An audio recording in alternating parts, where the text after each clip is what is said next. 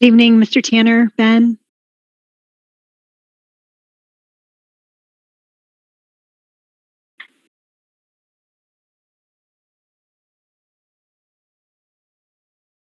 Good evening, April.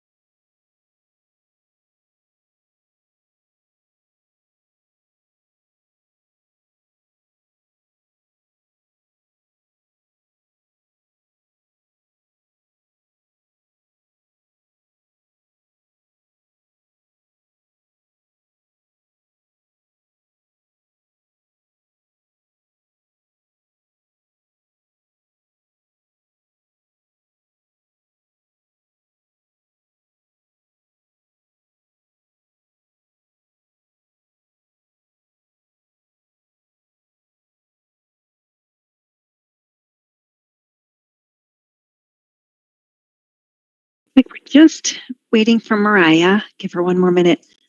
Check my email, make sure she didn't run into anything.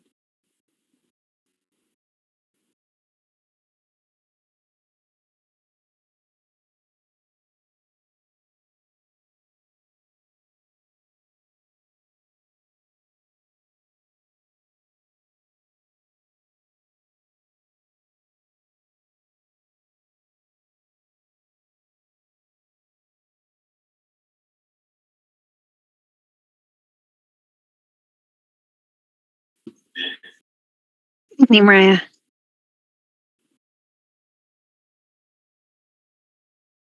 Great. All right. I think we've got everyone here. It looks like we've got about 15 attendees. So thank you very much for joining the VSWEA board meeting for this Wednesday, February the 2nd, 2022. We'll start the meeting by reading the opening verse. The true aim of education is to awaken real powers of perception and judgment in relation to life and living, for only such awakening can lead to true freedom. Rudolf Steiner. And Danielle, if you would be kind enough to read us the closing statement this evening, that would be lovely. Thank you. Welcome. Great. Okay. So we'll move on to introductions. My name is Kirsten Kabina. I'm the board president. I have 2 children at Desert Marigold. I'll read it kind of, from right to left across my screen. Scott, you're the lucky next one on the screen. Hi, I'm Scott Edwards, board member, 1 child in 1st grade. Thank you. Nellie, you're up next. Nellie Grossenbacher, 4 children at DMS. Thank you. Dan? Dan Franks, board treasurer.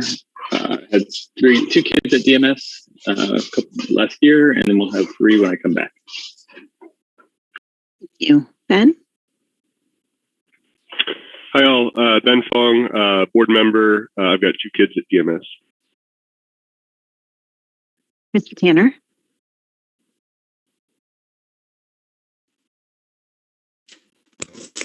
John Tanner, board member. At one point in time, I had 5 children at DMS.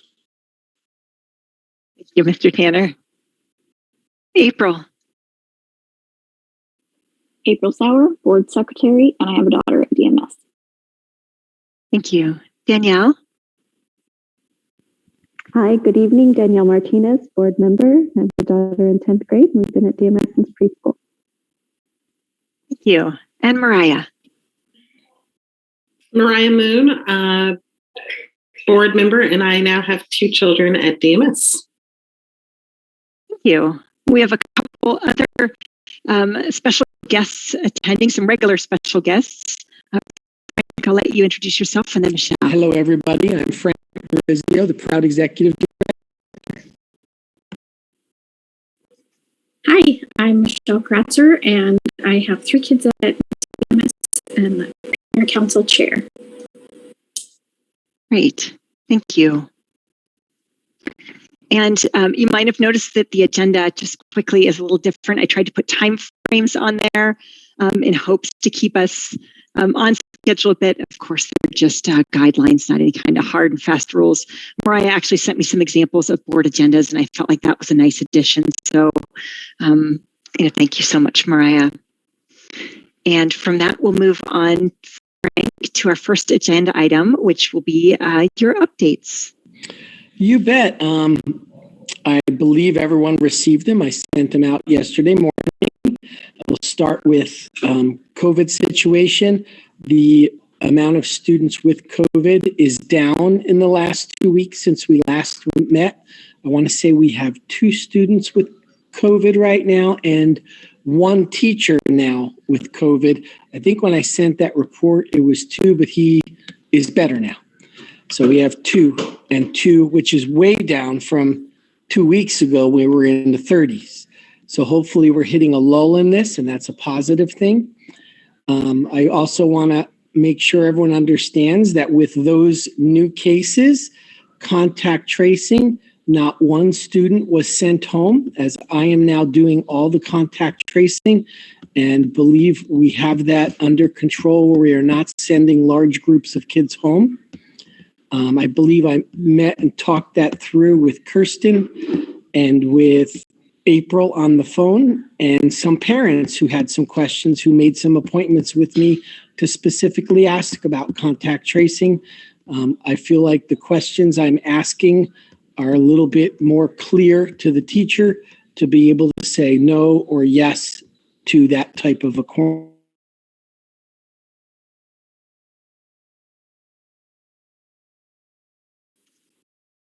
Rose up.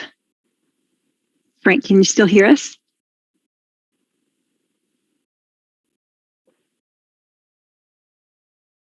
Every class, though, we have a couple of openings in first grade. We missed you there for a moment. Hold on. You cut out. Yeah, you're back now, but we missed maybe the last 15 seconds, 10 seconds maybe. We're at 287 on our student count, holding steady. We got a new kid today. We are scheduled to have another new kid on Friday and another new student on Monday. We have 2 or 3 openings in first grade. We have 2 openings in 5th grade, 2 openings in 6th grade, and that's it. The rest of the grades are at capacity. Pre-K and kindergarten are at capacity. Of course, we have room in the high school, and we are planning in early March another parent night for our own parents to come see, but also the high school and I are getting together next Wednesday to talk about how we're going to go recruit from some K-8 charter schools in the area. We're actually going to reach out to them this year and try and get some students.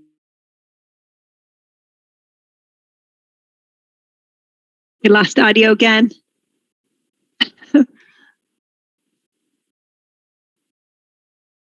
Such cliffhangers. I know, Of the month. Oh, we lost you again for a minute. If you could rewind for like sorry. 5 seconds. Not your fault. Did you Technology. hear I'm on virtue of the month? Did I make that clear? No, we didn't hear that part. I think we left off of that you were actively recruiting. Yeah, thank you, Danielle. Yes, we're actively recruiting at some of the K-8 charter schools in the area, hoping to get 8, 10, 12 kids in that situation. And the high school and I will be meeting next Wednesday to come up with a plan to go do that. I also put in my letter to you, my board report, the winners of the December, January, because it's half and half, Virtue of the Month students and staff that are being recognized.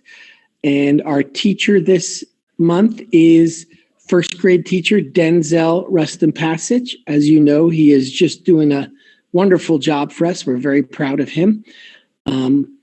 Our students we have 2 in 3rd grade. This is the first time we've had 2 in one class, and that was Clara Smith and William Monson. Very proud of those young people. I'm going to have lunch with them tomorrow.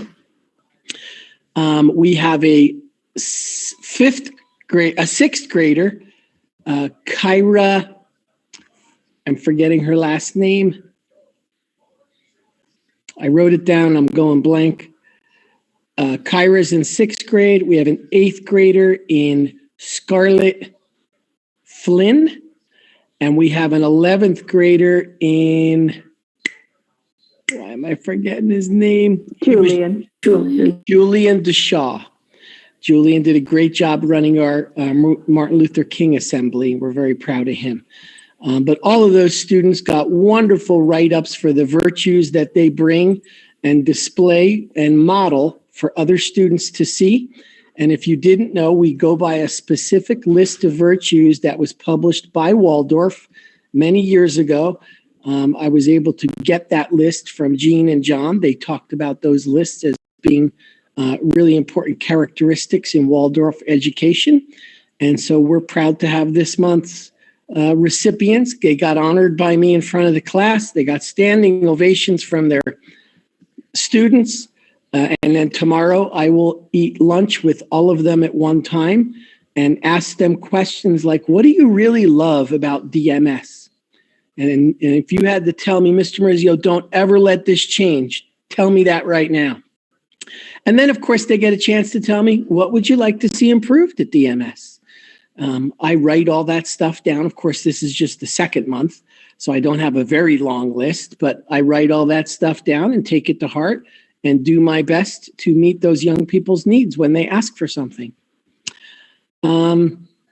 Our capital projects are moving ahead. They're very slow right now because we're waiting on permits from the city. As you know, if you've ever had to do that, that takes some time. But both of the vendors involved in the wood shop and the bathroom had contact with me this week that they believe they will get an answer this week and we can move forward, as I am hoping to have those jobs almost done after spring break, right after spring break. Knock on wood, say a little prayer. We're hoping that can happen. And that's all I have to announce right now. Thank you, Frank. Sounds like a lot of good things. Are there any questions for Frank or discussions? Oh, Frank, can you tell us more about the recruiting?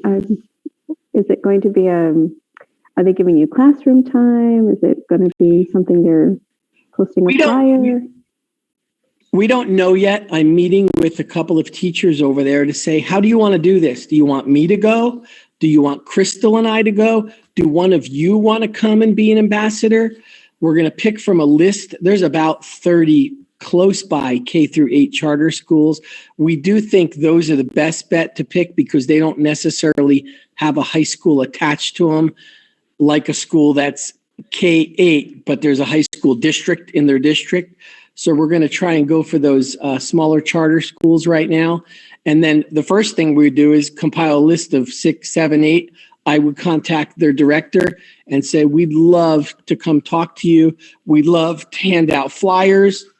If I send you an email, will you send it to your families? I'll try everything and anything along those lines.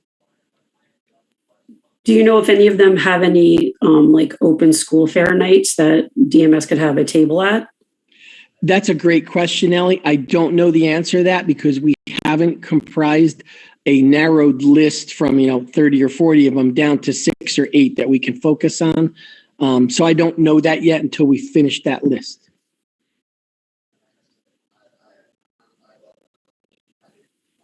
Hey, Frank, I may be missing something or confusing something, but isn't there a schedule we're supposed to approve tonight? I did email it to you guys. Right. Are we supposed to vote on it or? It doesn't have to be at this meeting in case you want more time to peruse it. Of course, the quicker you vote on it, the quicker I could put it on the website because there are parents calling and wondering about their summer vacations and when they could plan time out of school or away out of town. So, of course, if you vote on it tonight, that is great. If you have questions tonight, that is great. But I would tell you, if you wanted time to look at it and bring it back at next meeting, that's not an issue for me. It's only 2 weeks. It's not the end of the world. Had a quick clarification. It's on the agenda. Sorry, that it's on the agenda. It's just on the second page. Oh, okay.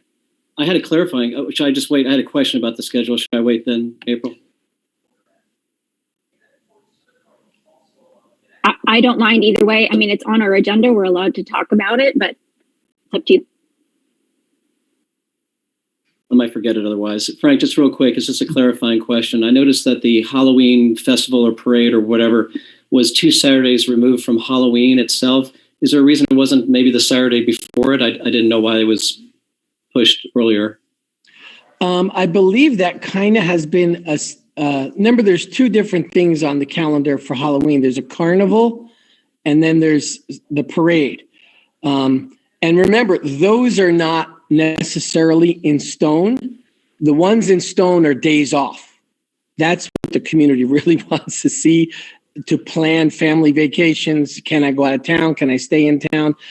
So those aren't necessarily things we have to stick by. That's just what that group on LDC approved, that would be a good time for it to happen. Isn't that more of a high school decision since that's their... That is correct. And Crystal and Christy and Paula were part of that. So yes. I have a few things, Frank. One, I was grateful to see that there were jobs posted on Waldorf today. That made me happy, knowing that we need first grade teachers and other positions to fill. I was just, perusing our postings. They do look a little unprofessional. And I was hoping that maybe when we post them again, they're just not, the title of the school isn't capitalized, our city and state aren't capitalized. Every other posting has capitalization for the job posting. I just feel it would make it look a little more appealing if our posting looked a little bit more professional. I don't know if that's you or if that's Deb. I happen to do these 2, but the issue is when you copy and paste, as we do, because it's a 2-page document, it doesn't format appropriately. And so that's what's happening, is it's not formatting the way it looks on our printed page. It doesn't come out correctly on theirs. Okay, ours is just the only school that is all lowercase, and it just kind of looks very unprofessional. I don't know what to say. I know I didn't hand type that in. I copied and pasted, and the document I have is perfect. It's been gone over 3 times. It looks exactly like the one on our website. It just doesn't copy and paste well. I can have Crystal look at it to see if she can make some changes to it, but it's interesting. You've all done this. You've copied and pasted things, and for some reason it doesn't format on their site the way you want it to. Okay. Do you want me to look at it? I mean, if it's just a copy and paste, I can't imagine why I wouldn't copy over capitalized letters. I can send you those 2 job openings so you can try it. Again, I don't know why it would turn out that way. I've looked at it 3 times and can't figure it out. Okay. I'll be glad to send it to you tomorrow so you can look at it. Maybe we don't copy and paste and maybe we just write everything new. Well, I don't know if you've seen it. It's a very small box. And so it doesn't make sense. I'll talk you through it tomorrow. I'll show you. It's not written in a way for you to just type, because then you lose your format of what, like if I printed this and put it on a wall, you'd go, oh, that's a job posting. Look at that. Right. If you just type it in this little box, it's very odd. And they don't have a download. You literally have to do I'm going to copy all in blue, double click, and then go into the little box and double click paste. And so it's not like I can just download my document. It's very challenging. Okay. But I'll talk with you tomorrow about it. Okay. There were a few other things that I wanted to talk to you about. And I know that it's hard to have conversations on the back end with all of us together. And it was in one of the emails that we had received. And there's just want to just break in for a second. All topics for us to discuss have to be on the agenda, or we're not in compliance with Arizona meeting law. Okay, so is there a way then moving forward that we can have an open discussion item added? We need to put it as an agenda item on the agenda to be able to have discussion as a board in our meeting. And that's Arizona meeting law. That's not me or my thoughts on it. So if there's something in particular that you want to discuss, we need to put it as an agenda item on the agenda.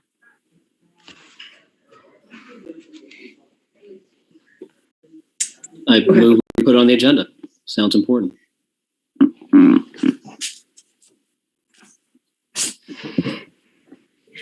So it has to be on the agenda for next time. Is it related Yeah. to is it related to the executive report? I mean, the executive report is pretty sparse, so no, it's not. Okay. So that's fine. That can be added on, but in Arizona Charter Board, there's no way we can even have open discussion added just to be able to have open discussion.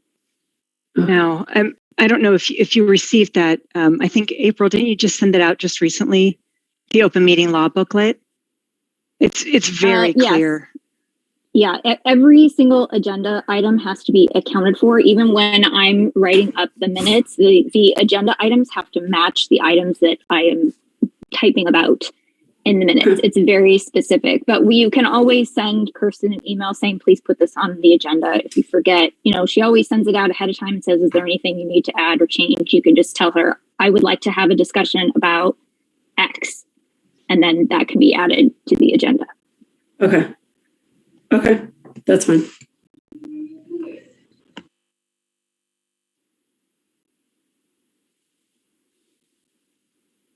Is there anything else for Frank or the executive update?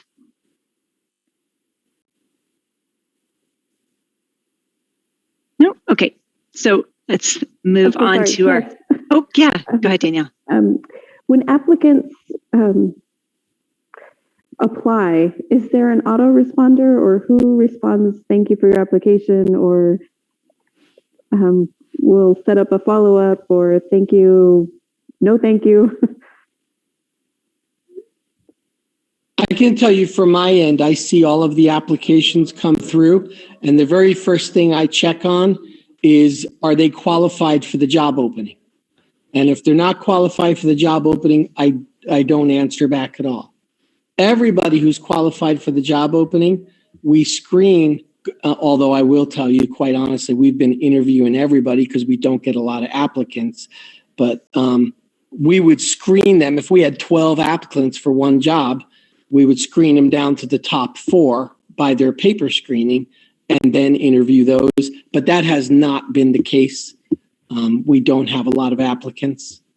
And so I would tell you, I look first, like I just had someone put in for a special education teacher with no college degree, no special ed certificate. His work history has been a plumber. I can't hire that person. They're not highly qualified. We don't even say thank you, your application was received. I have not. No, I have not.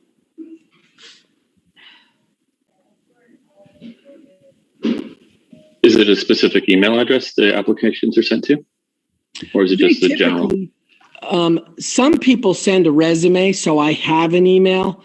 Some of those come across without an email, and some don't even send a resume, and I always send them, thank you very much. We would like to look at your resume. Please send it forward. And some send the resume forward, and some choose to not go past that step.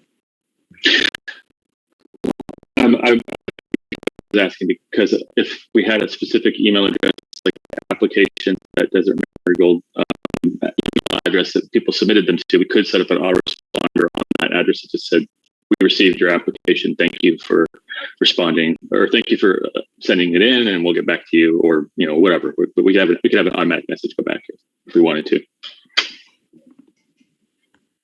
Thank you, Dan.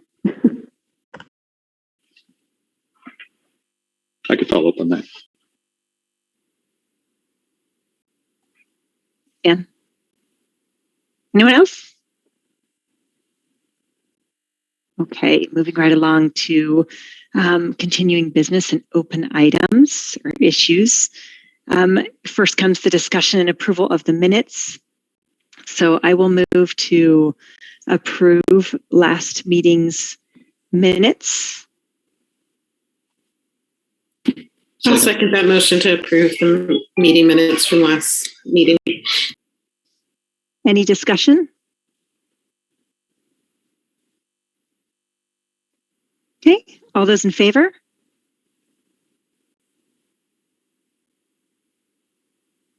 Great. Thank you. Motion passes.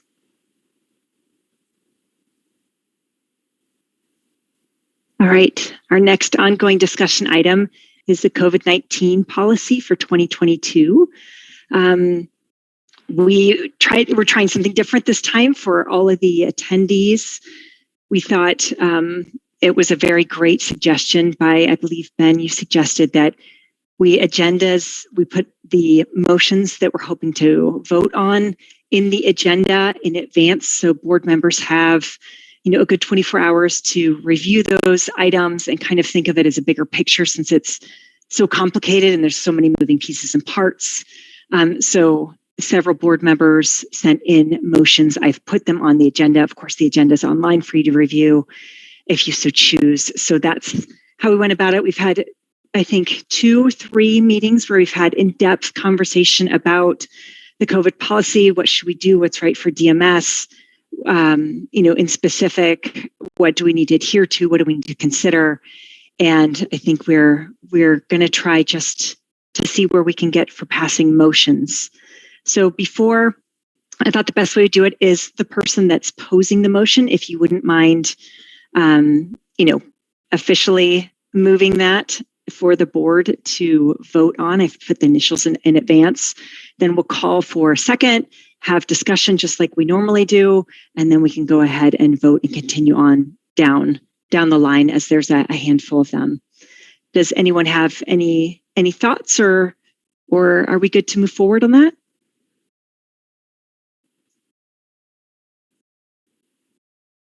Yeah, okay, great. So April, you were the first one to send those in. I just put them in the order that I received them. So you're up first. Okay.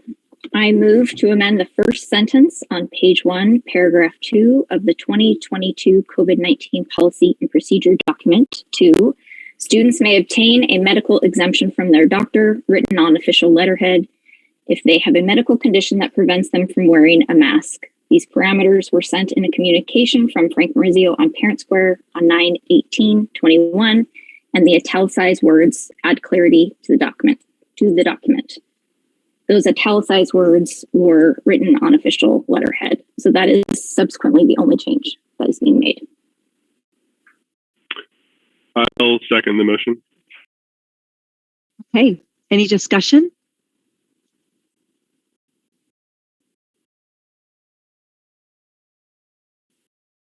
No? Okay, all those in favor?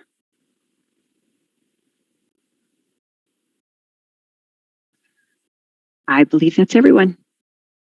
Motion passes.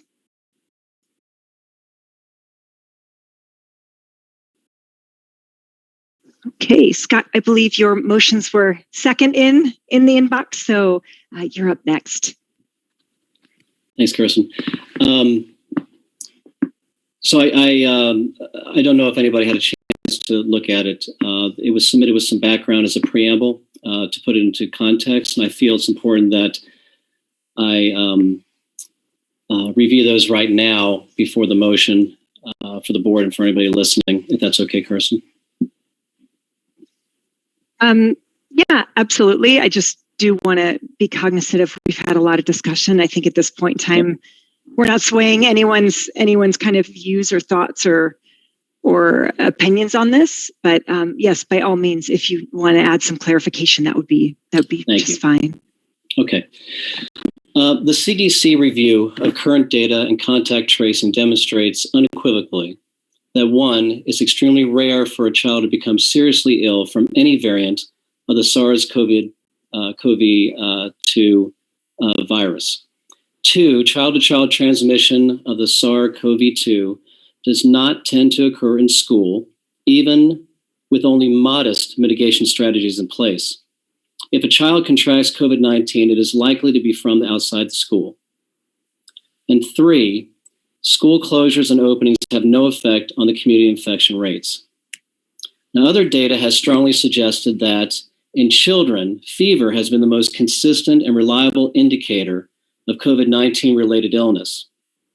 And although it is possible, asymptomatic individuals, especially children, are unlikely to transmit the virus. And I have references there. The current CD recommendations for quarantine and isolation were implemented at Desert Marigold a few weeks ago, and in my opinion, have not been satisfactory for the following reasons. One, the current recommendations attempt to approach a zero infection rate, which is not necessary given the literature-supported scientific facts listed above that I just said. Two, sending children home unexpectedly under any circumstances, but especially without true justification of an imminent health risk, poses a substantial burden to parents.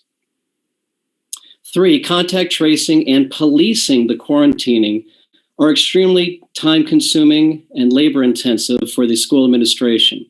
This time could be better spent. Also, parents wish to reclaim being the gatekeeper of their children's health and well-being, and we're not letting them do so. Lastly, the current recommendations do not seem to be practical for a school environment, and that's becoming more clear to me. As a relevant point, a separate but relevant point, the healthcare systems in Arizona, particularly Banner Health and Atlas and many others, do not follow the CDC's guidelines regarding close contact isolation.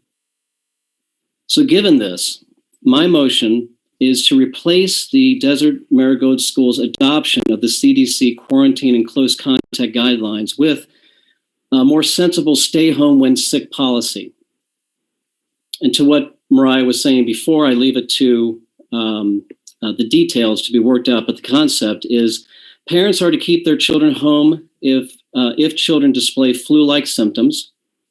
Children with fever will stay home, and fever is defined as a temperature over 100 degrees Fahrenheit. Children will stay home until they have remained afebrile for 48 hours. And I put this last one in because I know people on the board have mentioned that parents sometimes may not act appropriately. So I put in daily screening of temperature checks at the beginning of school day may be implemented by each class at the discretion of the teacher. And so that is my motion. This is the science. It seems very clear to me. You may not believe the science, and it's your prerogative to do so. Similarly, we were told we would be fined if we didn't follow the CDC exactly. That turned out not to be true. But you have to allow people to second. For someone to second. That's great. I'm not done. So if you know the science supports the motion, and you know there's no fine supporting this motion, then you have to question why you wouldn't support the motion. And I have to speculate that the only reason I can see is that people are going for a zero risk transmission, which we can debate whether that's practical or even possible scientifically. But what you can't do, but you can do that. You can stay home. You can, do that. But you may want to consider that this school may not be the school for you, if that's your belief. You may want to stay home where it's safe until you feel more safe to come out again. And homeschooling may be a better option. But what you can't do is impose these views, which are not scientifically based, on everyone else that wants to have a school. As a board, we should shut down the school or let it open. We can't do this watered down, rotating quarantine schedule that's really disruptive to everybody's lives, including the education and development of children. So with that, this will continue unless we put our foot down to stop this. And this is my motion today to do that. Thank you. So there was a lot that you said there. Would you mind just reading the motion for clarity so that's what we can vote on? Thank you. Other than just everything else. That'd be great. Thank you. I thought everything else was kind of important, but okay, I will say. No, I'm not saying it isn't, but we also need to have a clear motion and be able to document it, and just want to make for clarity. Here, as it's written in the agenda, replace DMS's adoption of the CDC quarantine and close contact guidelines with stay home when sick policy. Parents are to keep their children home if children display flu-like symptoms. Children with fever will stay home. Fever is defined as a temperature over 100 degrees Fahrenheit. Children will stay home until they have remained afebrile for 48 hours. Daily screening of temperature checks at the beginning of the school day may be implemented by each class at the discretion of the teacher. Thank you. Is there a second? Nellie, thank you. Any discussion?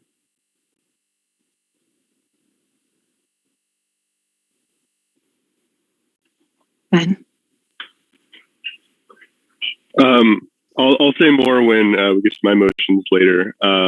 It's been a hard 2 weeks. I was hoping to work on more grants related stuff in my time devoted to DMS, but I've been thinking a lot about the COVID policy and researching and making calls and talking to people.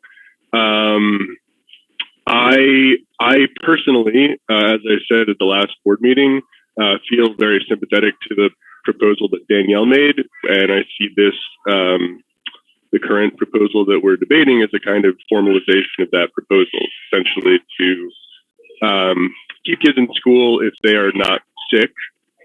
And personally, I'm very sympathetic to that position. I think it's a huge disruption on parents and kids' lives to be sent home when there's very little sort of visible reason for it. And it's increasingly, to my mind, especially as hospitalizations begin to start to go down with the Omicron wave passing, to keep that up. That being said, as a board member, I also think that there's a pretty clear standard of care that is outlined. I think that it's very clear for anyone to see. It's on the Department of Public Health's website. It's what we're following right now. We are currently meeting, to my mind, the legal standard of care. And as board members, I think it would be irresponsible to fall below that standard of care, given, again, the fact that we're the governing board of the school and there's a pretty clear standard of care out there. So I will not be voting for this motion for that simple reason. Like I said, to some extent, I don't feel like it's our position as the board to be making COVID policy when one is pretty clearly outlined. And there are a lot of parents who feel that it ought to be enforced as stated. So I just wanted to spell out that reasoning. I appreciate the position. I personally feel very sympathetic to it. Again, as a board member, I can't support this motion, though.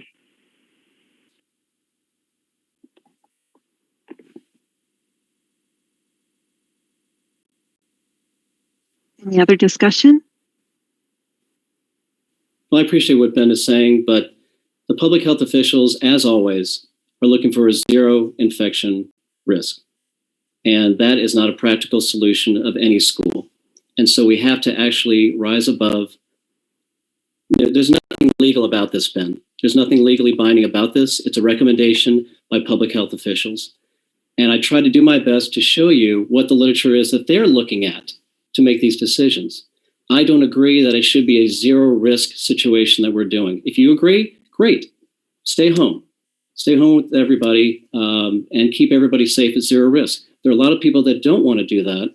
So to come in and bring that into everybody else's lives, I don't think— Maybe we can just take a step back. I feel like we're getting a little heated. I'm sorry. And no. It's hard. It's so hard, right? Everybody's got an opinion and thoughts and feelings, and it's hard to tease apart everything. But I think just having a discussion and not saying you should stay home, you should stay home, I don't find that's gonna help. Fair enough. Okay, let me restate that and let's keep it objective. No. So this is not a legal standard, and it's not something that that I think a lot of other people want to do as well. And I don't know if we as a board need to say what's the lowest common denominator here that we need to stick to. We wouldn't do it for education. We wouldn't say, well, that one kid is not, not keeping up in class. Let's lower the education standard. I don't think we need to also then lower our standard as far as what we're tolerating for risk. It doesn't approach zero for me as a physician, as someone who is pretty knowledgeable of the literature, what's going on here. But I understand other people feel differently, and let's just vote. We'll let it play out. We'll see where the school is going. I do have one question of my own. I'm wondering if, I'm not opposed to this, but I'm wondering, I think the thing that bothers me about this is that the temperature screening left up to the teachers. I almost feel like, and just my thoughts, like to leave that part out or make it standard, because I feel like what's going to happen is, let's say 6th grade decides to screen and 5th grade decides not to, and now 6th grade is under attack for not, or 5th grade isn't. And it puts so much onus on the teacher that it almost rather, if we're going to say, follow this policy, or follow this new guideline and, be responsible as a community member and keep your kid home if they're sick, then that should be the onus on the parent. And we shouldn't have to, I think Frank can correct me if I'm wrong. If a kid that's ill goes to the office, we do take their temperature at that point in time. That is correct. Any student who comes up front not feeling well, we take their temperature. And if there is 100 degrees or higher, we call the parent immediately. So we have a safeguard to get the student out as soon as they complain, I'm not feeling well. And I agree with you, Kirsten. I don't want to pit the teachers against each other to become a villain if they decide not to or to. And unfortunately, all of you know how polarizing all this can be. I would like to just stick to teacher. Kid says he doesn't feel good, send him to the front. We'll take his temperature for you. We'll do it every time. That's a good point. I struggled with that. So okay. As a balloon to float over, for anyone like Ben that's thinking to vote against this, I'm curious if the wording was changed so that it's a standard thing. Would that be more of a, because I hate to lose the big picture with the small detail. If it was a standard thing that they would do every morning, would that sway anybody's opinion to feel like this may be a good motion then? And I just leave it out to anybody to respond. If you don't respond, then I'm going to assume it's not going to change anything. There's no point in restating the motion then. Mr. Tanner, I know that you don't speak for all teachers, but I'm wondering, when you think through your day, is taking temperatures of every student even something that's, I can't imagine lining up, 36 6-year-olds, let alone, the age that you're working with. I wonder if it's something that's even feasible to ask teachers to do. I'm not sure. I don't think so, but this motion needs a second at this point. So this conversation. Nellie had seconded it. We're just talking about something that has been seconded. All right. I think you're putting a lot of pressure on a teacher to be responsible for that. That's why I motioned for a school nurse months ago, so that you had someone else to be able to fulfill that role. Mr. Maurizio has done everything he could to fulfill that role. There just hasn't been any applicant. So I would not put that on the teachers. All right. And I'd like to add that students used to be lined up every morning when the teacher greeted them, the handshake, and welcomed them in the classroom. And to take their temperature as well. It's inappropriate for a teacher to be administering medical equipment to children. I'm sorry, Danielle. No, that's a great point. I wasn't advising for it. I was just commenting on the lining up of the students. I'm hearing you guys loud and clear. I guess by procedure, April, we just need to vote on this. And if it is in fact voted down, just to be sure that I'm doing my job and for the parents I represent, then I'll just do another quick motion without that last sentence. before vote, and there does not have to be any discussion about it, just to do it quickly. Okay, great. That's totally up to you. Unless you would just like to change the wording right now. I mean, I've got it in front of me. I can just delete. I mean, you can rescind it or amend. Oh, I didn't know I could do that. Okay. And just I would just rescind it, and then you could restate it without that line, and we can have another person second. And Okay. Does anybody, not to close ears, does anybody feel strongly that I should not take that last part out in this motion? If anybody cares. Okay, then in that case, April, yes, I'll take out the last sentence beginning daily screening of temperature checks. And we'll leave the motion as is.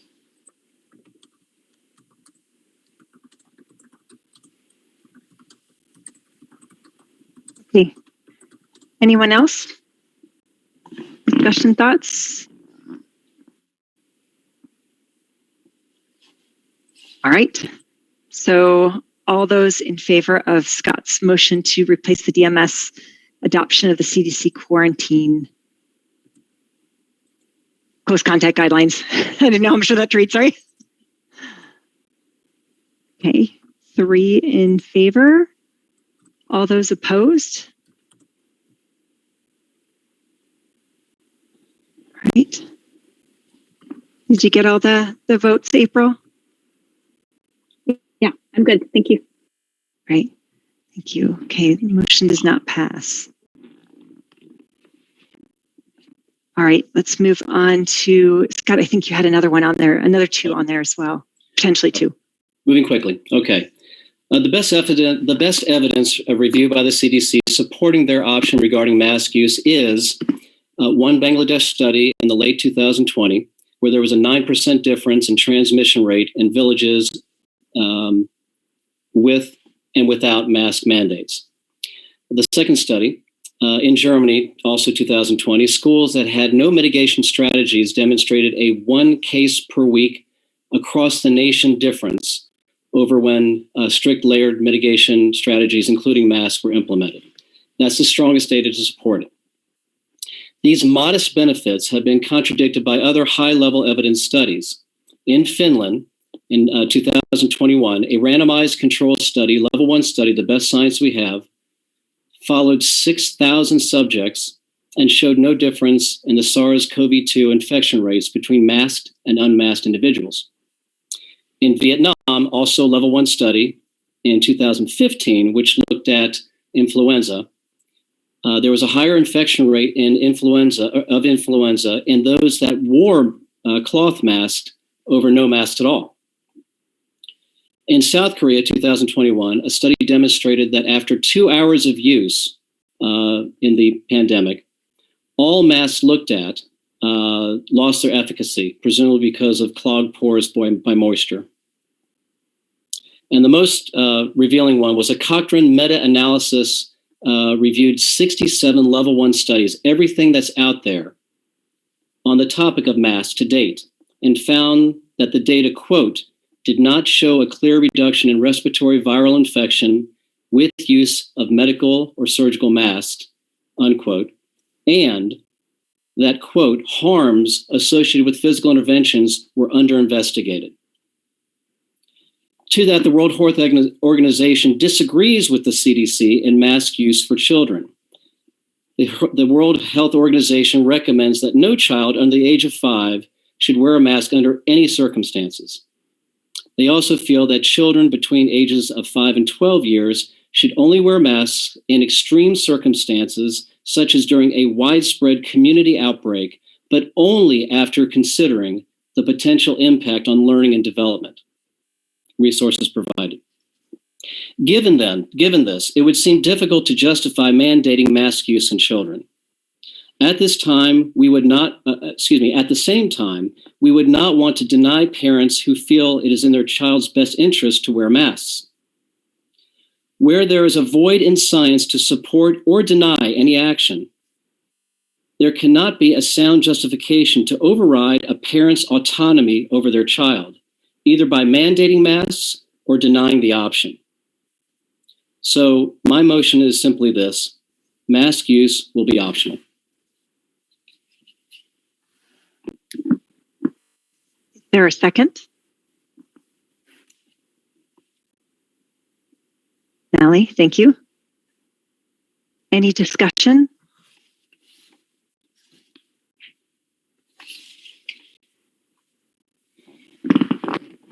All those in favor? Okay, 3 in favor.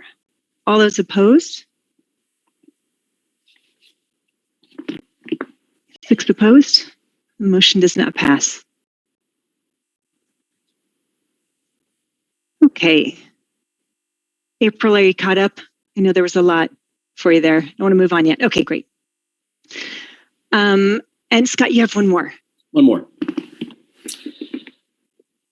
Religious freedoms have drawn skepticism recently as many individuals have used constitutional rights to justify their desire to not wear masks. This creates conflict.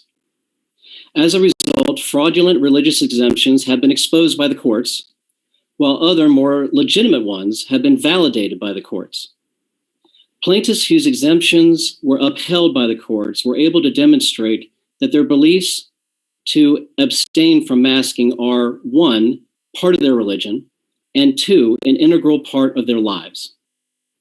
Many corporations, as well as healthcare systems here in Arizona, have resolved this conflict by granting religious exemptions only to those who are able to demonstrate that it is part of their religion and their beliefs are an integral part of their lives. These employers challenge their employees wishing to be granted religious exemptions to submit a thoughtful application. Only those that are able to explain how wearing masks violate their religion and how this belief is an integral part of their lives will be granted an exemption. Probing questions in these applications may include, please describe the nature of your objection to COVID-19 mask requirement and the accommodations you are requesting. Please explain your sincerely held religious beliefs, practice, or observance how it conflicts with COVID-19 mask requirements. Would complying with the COVID-19 mask requirements substantially burden your religious exercise? If so, please explain how. And then please explain any additional information you feel will be helpful in reviewing your request. I feel like something like this could be beneficial here at Desert Marigold to satisfy the critics and to satisfy the people seeking religious exemptions. Given this, my motion is to be religious exemptions for masks will be reinstated. Those who wish to apply for an exemption will be required to submit an application to be reviewed by the COVID mitigation team. Submission does not mean automatic approval.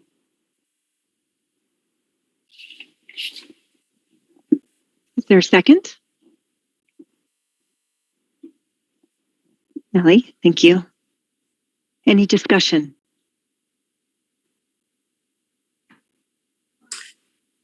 No? Okay, all those in favor? Hold on. Oh, Nally, yeah, go ahead. Scott, submitting religious exemptions to the mitigation team then allows the mitigation team to determine if those exemptions, if our sincerely held religious beliefs are correct? That's correct. And the mitigation team is still Frank and Deb. Right. We're worried about bias. These questions that I posed have been vetted out by many legal teams of corporations, Right. and there has not been issues that I've seen so far in the past year of the implemented use of because frankly, if they're able to answer those questions respectfully and with some thought, it'll hold up in court, and so there's no challenge either way. But if they I agree can't, with Scott. I had 2 attorneys review our language regarding the questioning of religious exemption, and it is all what Scott said is vetted towards best practice if you utilize an exemption clause. Okay. Okay. Thank you.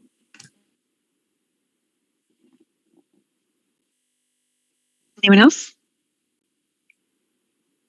just to add that, Nellie, it protects both the school and Frank and the parents. It protects everybody. Right. Thank you. Okay, all those in favor?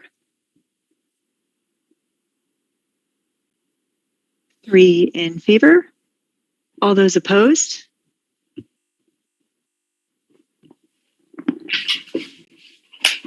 3 in favor, 6 opposed. Motion does not pass.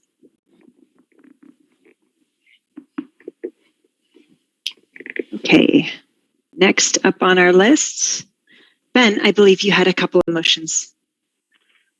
Hi, I'll just do a quick justification again. Like I said before, I am very sympathetic with the idea that the COVID policy needs to be changed in certain ways. I am particularly uncomfortable with the idea of messing with parents and kids' schedules when they're not sick. It's really hard to figure out what to do as a working parent when your kid is home and not sick, and try to figure out something else. And that imposition is, something I'm not totally comfortable with personally. That being said, like I said before, I think that the policy is pretty clear from the county for K through 12 schools, and we are, from what I can tell, following it. And other changes would lead us to not follow it. And so the two motions, the first one is just to invite, I'll read the text actually, just so that that's in the meeting. The VSWEA board will invite a representative from the Maricopa County Department of Public Health to discuss COVID-19 policy in a special town hall open to the entire DMS community. That one is simply about trying to direct some questions towards the county to try to question them about how long this is going to be in place, why certain things are in place. Like I said before, I, as a board member, do feel constrained by existing county policy. And I think that getting a representative to answer certain questions would be helpful to maybe work through certain things in the DMS community, and also, to my mind, direct fire and frustration towards the county. So that's the first motion. Ed, would you mind reading the motion again, just for clarity's sake again, so that we can call a second Sure. and then have discussion? Thank you. The VSWEA board will invite a representative from the Maricopa County Department of Public Health to discuss COVID-19 policy in a special town hall open to the entire DMS community. Is there a second? I'll second. Thank you, Dan. Any discussion? Do we plan on having this be in person with open discussion and debate?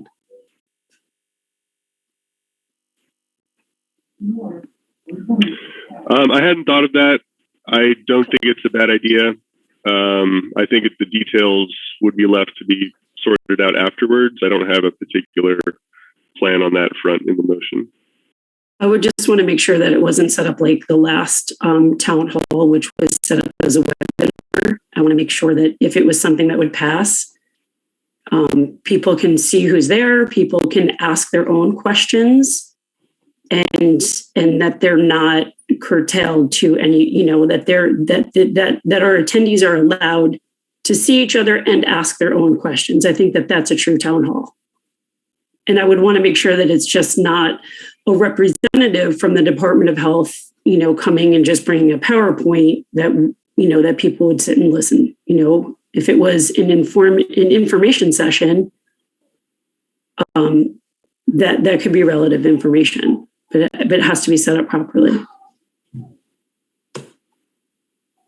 Unfortunately, I have great concern over this motion. I do not think that DMS needs to be the agent or the guiding force to allow parents to contact or question the county. I don't think that's our role. I think if we need to work on calming the waters, and that's not to land a county official into a pot of community groups that will not possibly be kind, will be condescending, and will not be, I'm not sure what it would do as far as getting people to change their mind.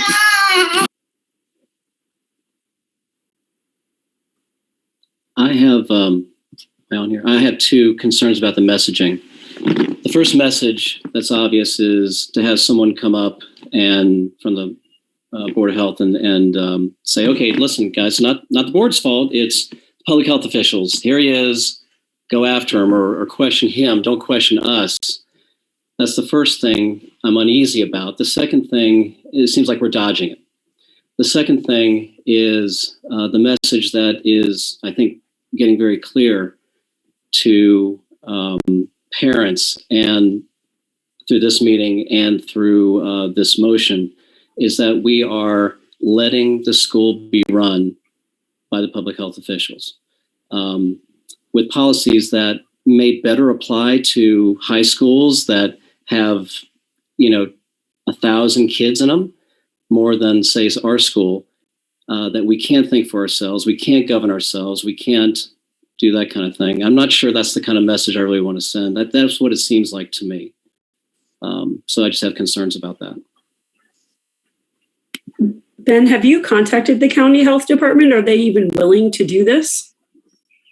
I have no idea if they're willing to do this. I just would think their plate's full. It is. I would guess so too.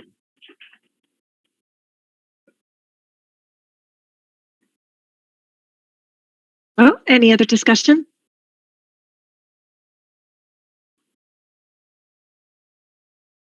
Okay, all those in favor?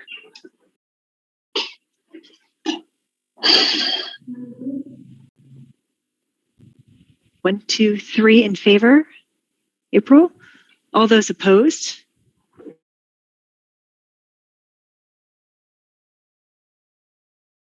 Okay, motion does not pass. Person, I missed your vote on that. You were opposed. Yeah, sorry about that. Okay, can we just, sorry, I just want to review and make sure this will help me. Votes in favor were Ben, Danielle, Dan. Is that right? Did anyone else vote in favor? Okay, got it. Thank you. Okay, Ben, I think you had one more on there. Yes, I will make this brief and then be happy not to think about COVID-19 policy for a while. So the second one is also to try to work with the county to work out some kind of pilot program. We voted down Dan's suggestion that we inquire about the Test to Stay program, which to my mind, again, is a sensible enough option in that it does allow us to keep unvaccinated students who are close contacts in school. And I think that that's an overriding concern of the board and the administration. So I still think that's not a bad option. The board voted against it. So this is the sort of like second option. Again, not sure if it could happen, but I think that if the county is willing to work with us on different options, it's worth at least exploring. And again, I don't know if that's possible, but I'm trying to lay out different options for doing things in a way that is, again, responsible to the school. Thank you, Ben. So would you mind reading your motion as it is? Yes. The VSWEA board will attempt to work with the Maricopa County Department of Public Health to see about the possibility of piloting a quarantine exemption for unvaccinated students identified as close contacts. Is there a second?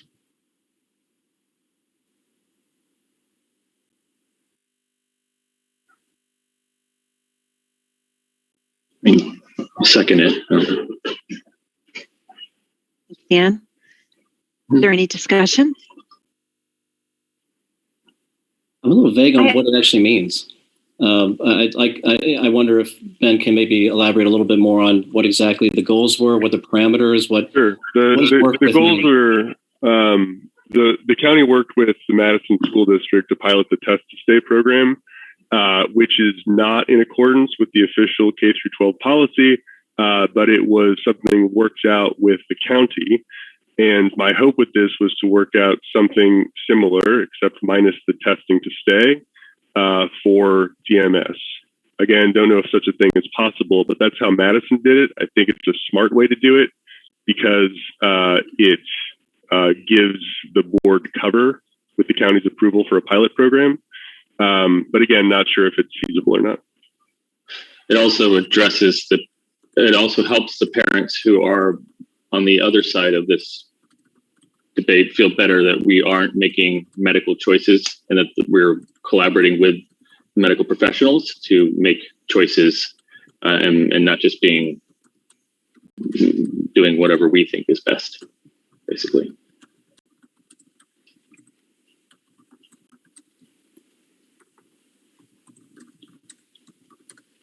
Sorry, I'm trying to catch up here, but I'm still looking for some clarity. Is this something?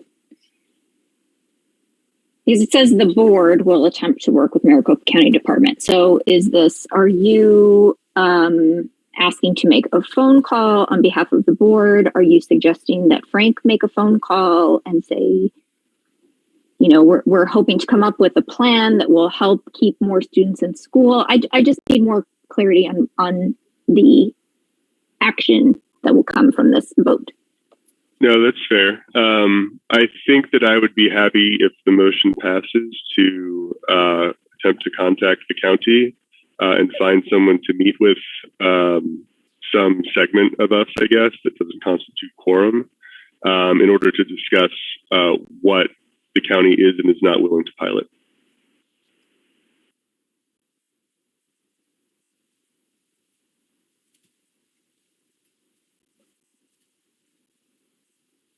Does that give you more clarity on what you need? Okay, great. Any other discussion? Nope. Okay. All those in favor?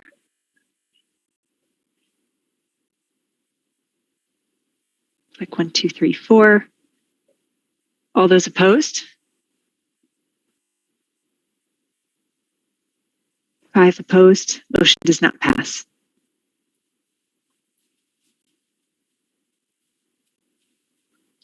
Okay. I believe that was all of the motions that we had put on the agenda. Again, as we kind of discussed last time, if there is something you feel moved to, vote on, certainly we still have that ability to do that. Just thought that is particularly with such a complex charged issue that it would be easier to just have some motions for us to contemplate before we actually kind of were set to vote on. And that will move us on to our new business. The first being town hall. I put this agenda item on Kristen, there. Can I interrupt you one last time? So sure thing. We had one motion pass of those motions, which was my small edit. Do you think it's safe to say we need a motion to approve the plan with that motion that passed so that we have the official stamp of approval for Frank and Deb to move through with this? Good point, because we did put a 2-week window on the first time that we passed it through. Thank you, April, for keeping that in. Okay, so I guess the motion should be to keep the COVID-19 policy for 2022, including the motion that passed this evening from April, which was the first one, until we revisit the policy. Not sure how to end that. I don't want to make it like infinite, but don't want to have to cycle through this every 2 weeks either if that's not necessary. Maybe I want to wordsmith this a bit and just put approved. Yes, please do.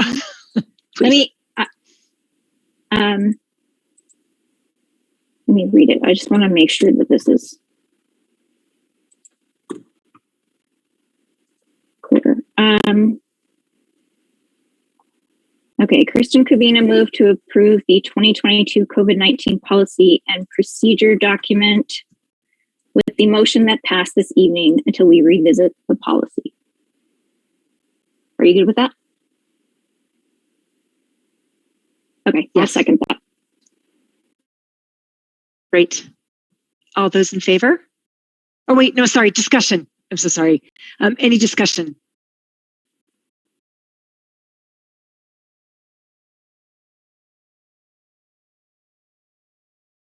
No, okay. All those in favor?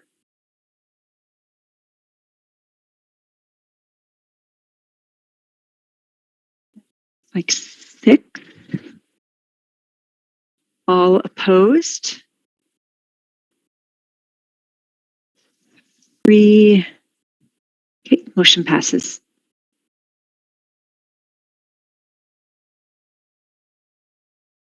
Thank you, April, for reminding us to do that. Okay. New business, town hall. This is an agenda item I put on there. We had our last town hall in January. At that time, I think we had also at the meeting previous decided that we were going to do, we're going to rotate the town halls. One time it would be virtual, the next time it would be in person. So I'm assuming our next town hall we should try to do that in person. All things moving forward in a good direction, and thought we could start talking about some dates. Probably maybe in March seems like an ideal time. I didn't know if anyone had any thoughts. Just thought I'd start opening up the discussion so we could give the community plenty of time. I know we've got lots of things planned. Spring break's coming up, and so I think getting it on the calendar sooner rather than later will make sure that it doesn't slip out. Kristen, I have a question, please.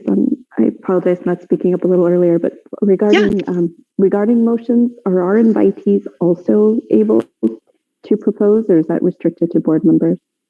Could Frank or Michelle propose a motion, or again, is that restricted to board members? It's restricted to board members. They're able to send us emails, and we can choose to put it on the agenda and vote on those, but they're not able to have a motion. And April, keep me honest here if I'm wrong on the meeting laws, because it's a lot of meeting laws. I don't specifically remember the line that says that, but that rings true to me. And I saw a lot of people shaking their head. Nope, you got to be a board member. Okay.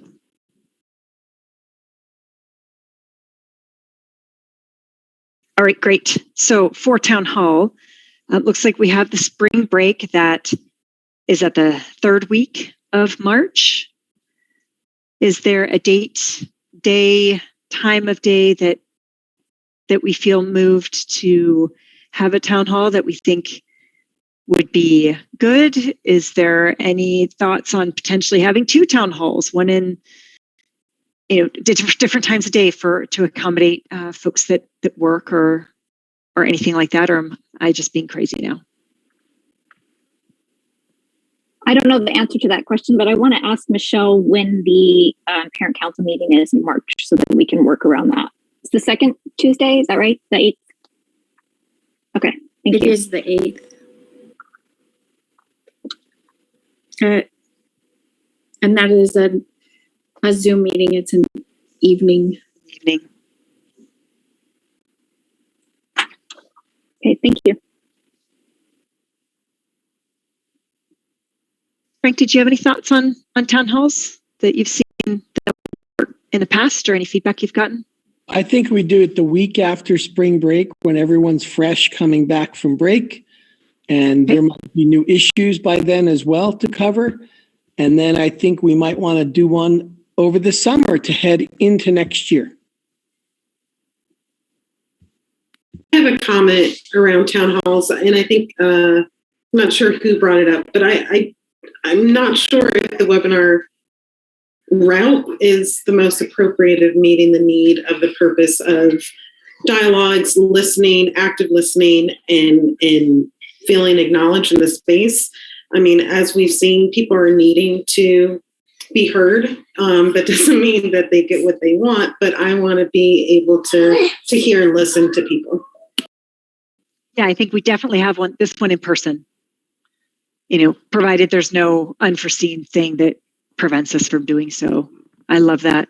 What's been done in the past, weekends or weekdays? And it seems like probably a weekday would work better. Weeknights normally. Nights? That's what I meant, weeknights. Yeah, I meant nights, Okay. but I meant during the week or. Yeah.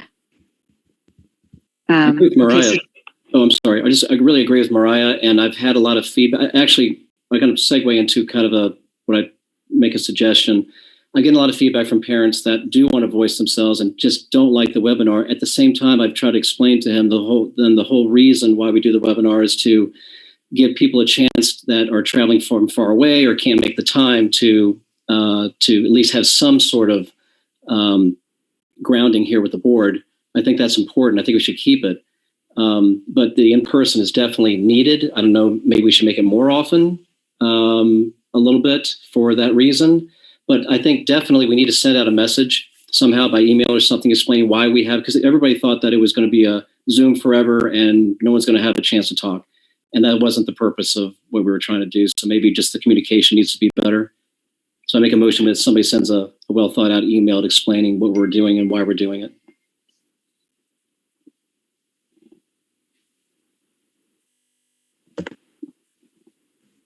I have no problem sending that out. You guys tell me the date you want to do it, and I will send it out very quickly.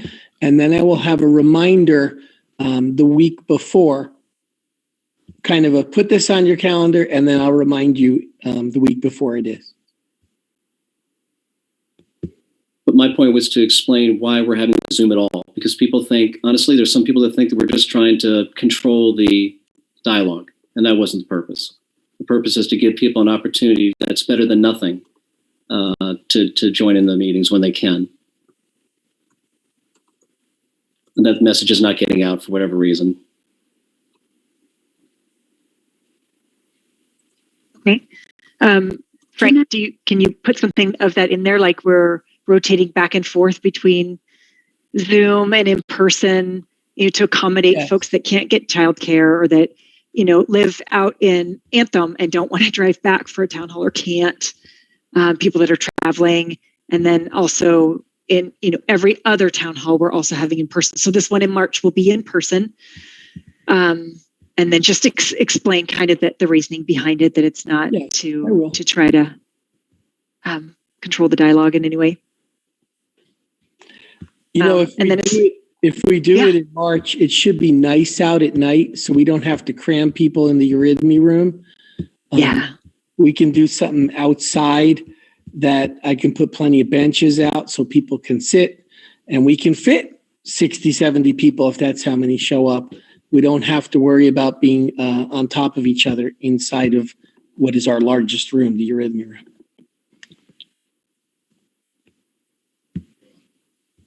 Can I make a comment about Zoom? So doing it in person, if we have to move to Zoom for whatever reason, or for, the next one after that, if we do Zoom, can it not be a webinar? And just because you should be able to have 100 participants, shouldn't you? On a regular Zoom meeting, then people can see each other.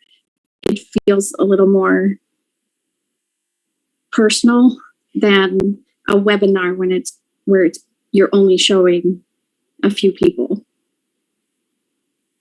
Good suggestion. How does everyone else feel about that? I think that's a great idea. I think we should do what we can to make sure it's outside and in person. It's just that time.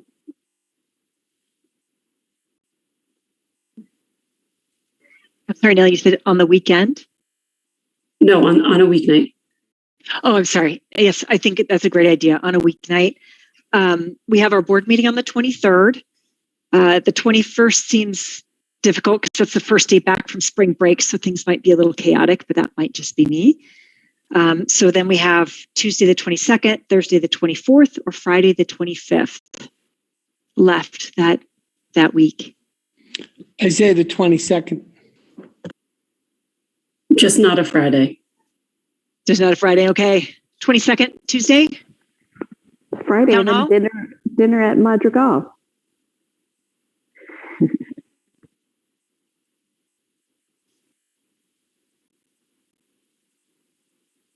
Okay. So 22nd, town hall. Great. Thanks, Frank, for taking care of that. And then our next item was the 2022-23 academic calendar that Frank sent us yesterday that was approved, I believe, by the LDC. I don't know if everyone's had a chance to look through it and we're ready to vote on it, or do we want to spend a little bit more time just in discussion and vote next meeting? So again, this is something already approved and run by the LDC? Frank is saying yes. Then I'm okay. Then I'm okay to vote. Yes, LDC helped create this. Okay, then I'm ready to vote. 2. Same. Okay, great. All right, so I'll go ahead and move to approve the Desert Marigold 2022-2023 academic calendar. Second. And seconds, thank you. All those in Are you- favor? Who was that? Oh, sorry. Discussion? I forgot about the discussion I shouldn't again. hear. Sorry, guys. Wait, I'm sorry. I didn't hear who seconded that. I didn't know whose voice I it did. was. Dan? Dan. Okay, Dan. thank you. And sorry, discussion, please.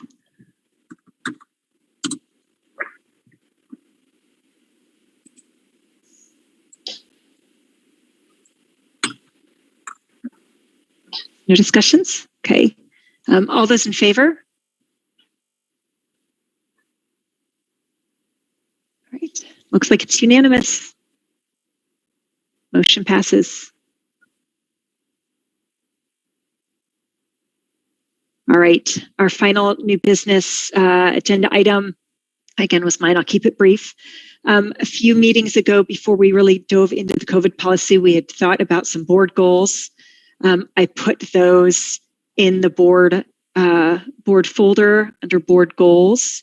And again, I was kind of paraphrasing. So if you wouldn't mind going in and maybe cleaning it up if I misrepresented what you said, or if I wasn't quite clear on that. And then I'd like to bring that up in our next meeting and actively start working on, putting those into practice, deciding what we're going to work on this year and who's going to take on which piece. Does that sound reasonable to do in the next couple of weeks for everyone?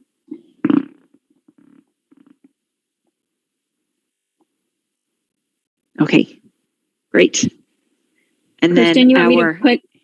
Yeah. Sorry, you want me to put a shortcut into the meeting document folder for the next time so that it's all we can find it easily? Yeah, that'd be perfect. I should have done that. Thank you. Okay, I'll do it. Thanks. Okay, so the only announcements we have is that our next board meeting is February 16th at 6:30 via Zoom. And Danielle, we need to close. Sorry, kind of frazzled now. So I move to close the Wednesday, February 2nd, 2022 meeting. I'll second that motion. Thank you, Mariah. All those in favor? I forgot about the discussion again. I'm sorry. Sorry. Okay, all those in favor? Sorry. Do I need to repeat it now too? Please. Okay, sorry. I move that we adjourn the Wednesday, February 2nd, 2022 meeting. Second. I apologize. Did not hear that correctly. Thank you, Danielle. Any discussion? Okay, all those in favor? Last time. Thank you. Okay, it's unanimous. And then Danielle, if you would please read the closing verse for us. Thank you.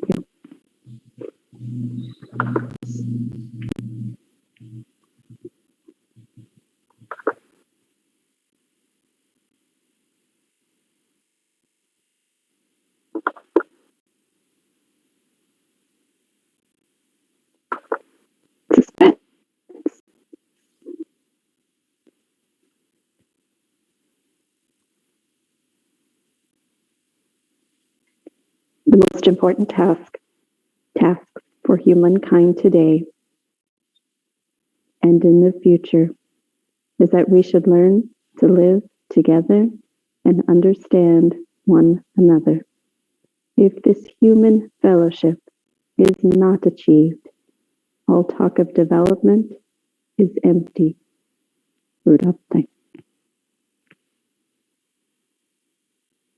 Danielle. Thank you, everyone. I know it was a hard meeting. Appreciate your attendance. Appreciate you being here. Thank you to all of our attendees, as always, and we will see you next time. Good night. Good night.